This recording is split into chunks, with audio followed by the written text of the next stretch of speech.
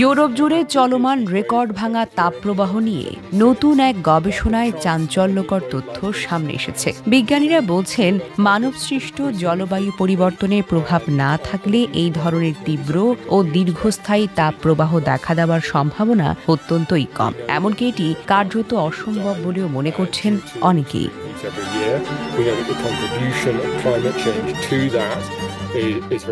গবেষণায় বলা হয়েছে, জলবায়ু পরিবর্তনের ফলে পৃথিবীর গড় তাপমাত্রা বেড়ে যাওয়ায় ইউরোপের গরমের তাপমাত্রা আগের তুলনায় অনেক বেশি তীব্র হয়েছে। এর ফলে দিন ও রাত দুই সময়ে অস্বাভাবিক উষ্ণতা বজায় থাকছে, যা মানুষের স্বাস্থ্য, কৃষি, পানি সরবরাহ এবং পরিবেশের উপর বড় ধরনের চাপ সৃষ্টি করছে।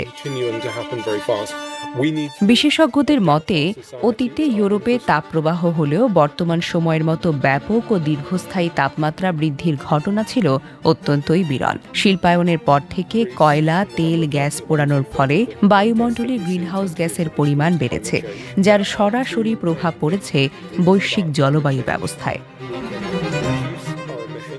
গবেষকরা জানান, জলবায়ু পরিবর্তন শুধু তাপমাত্রা বাড়ায় না, বরং তাপপ্রবাহের তীব্রতা ও স্থায়িত্বকেও বাড়িয়ে দেয়। বিশেষ করে রাতের তাপমাত্রা কম না হওয়ায় মানুষের শরীর পর্যাপ্ত পরিমাণে বিশ্রাম নিতেই পারছে না, ফলে তাপজনিত অসুস্থতার ঝুঁকি যেন বেড়েই চলছে। ইউরোপের বিভিন্ন দেশে এই অস্বাভাবিক গরমের কারণে সতর্কতা জারি করা হয়েছে। অনেক অঞ্চলে দাবানলের ঝুঁকি বেড়েছে, শুকিয়ে যাচ্ছে জলধার, ক্ষতিগ্রস্ত হচ্ছে কৃষি উৎপাদন।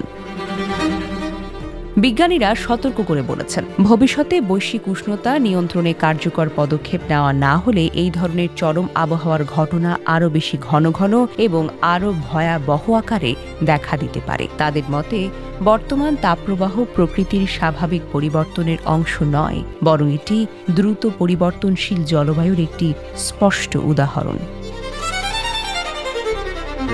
Desk report, recap news.